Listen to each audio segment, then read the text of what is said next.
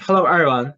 Our topic is facial expression classification. So for the introduction and the background of our topic, the facial expression contains rich emotional information and is useful for the automated system applications.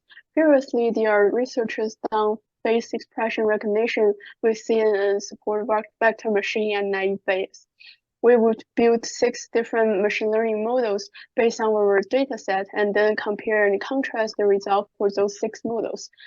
And we use the data sets that we found from Cargo, and these are some statistics that's about our data sets.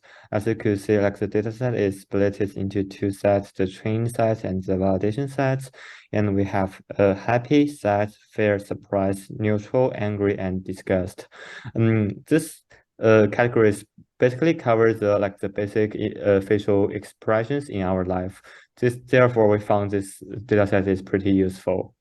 And there are more information about our data sets. As you could see, like our data sets are in grayscale and their size are 48 by 48. So for principal component analysis, it's a great technology for analyzing large data set with a large number of features by reducing the dimensions. So we apply the PCA to the data set in the pre-processing stage.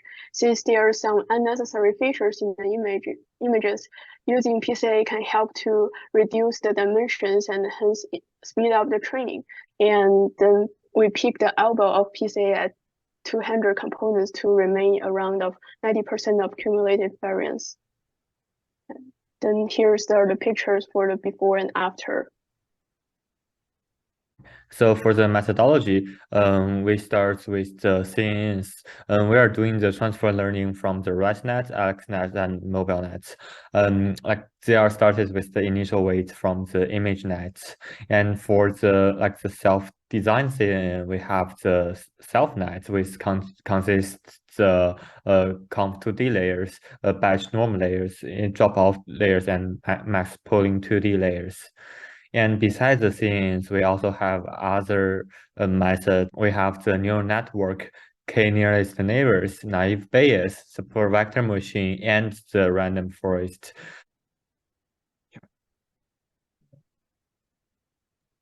Also for the results for the neural networks, this model contains 3 dense layers by value layer and 2 dropout layers. We first tried to add more hidden layers to the model, but it didn't increase the accuracy. Instead, the model started to overfitting with an increased training time. So we choose like 3 layers is better for the neural network model. Then we introduced the dropout layer with a ratio of 0.2 to help reduce the overfitting.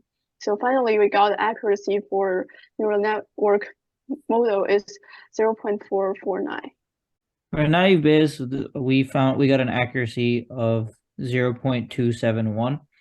This model struggled with the dataset as the complex as the facial recognition dataset because there were many features that can signify more than one emotion. As naive Bayes assumes that all features are independent, which is not the actual case. This model was struggling to perform very well. It did perform the best with the emotions of happy and surprised, and it performed very poorly with the emotion of disgust. These issues may have stemmed from the fact that disgust was also underrepresented in our initial data set. We got our best KNN model had an accuracy of 0.401, and this was based off a ball tree algorithm which used Euclidean matrix with the distance as the weights. For vector machine, like we got the final accuracy around 0.456. And to improve the accuracy of this model, SVM with different parameters are used to run model. And the model is run with the kernel sets to be linear, poly, RBF, and sigmoid. The highest accuracy is within RBF, which is the default parameter. And then followed by the poly with the accuracy of 0.398. And then it's linear, which has the accuracy of 0.387. The last one is the sigmoid one, with the accuracy around 0.22.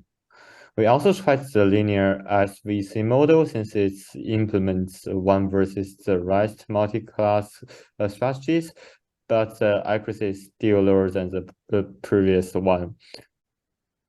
So the AlexNet results show somewhat of overfitting, as the training accuracy is increasing dramatically over this region, whereas the validation accuracy stagnates right there. So actually, this AlexNet's problem may be because architecture is too complicated, as well as I did not perform enough data augmentation to avoid overfitting.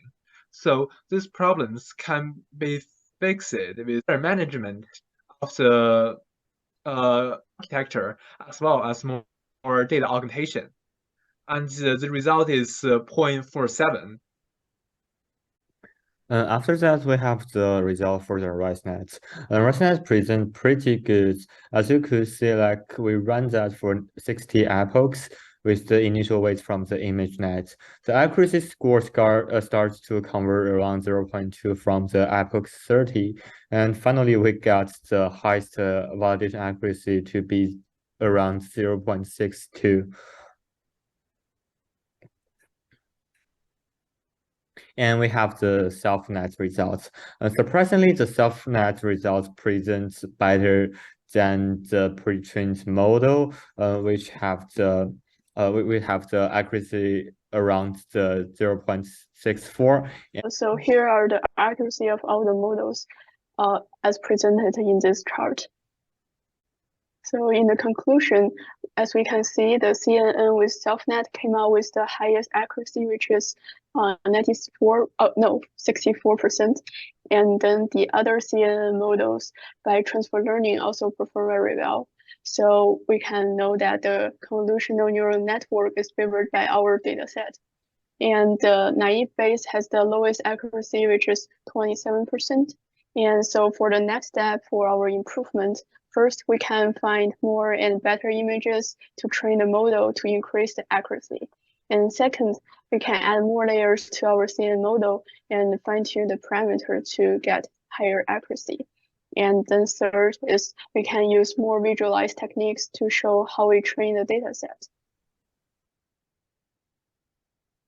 Next, for our data set, there are also some limitations. As you could see on the left hand side, you can see this is example from our data sets. You can see the resolution is not very high, and there are some watermarks on the images. Those could be the reason that we didn't perform extremely well on our models. And finally, there are other potential improvements that we could done to make our in the future. Firstly, for the PCA, we may use some CNN model to extract the mean features before we doing the PCA, and we could, as Bruce said, we could employ some data augmentation to avoid the overfitting. And for the transfer learning, in some models, we only add 2 dense layers and 1 drop-off layer and 1 batch normal layer. During the fully connected layers, if we make this fully connected layers more complex, the accuracy may be higher. And also in our mobile nets transfer learning, the architecture is too complicated, so that's overfitting a core. And also we could try the different optimizers and loss functions in the future.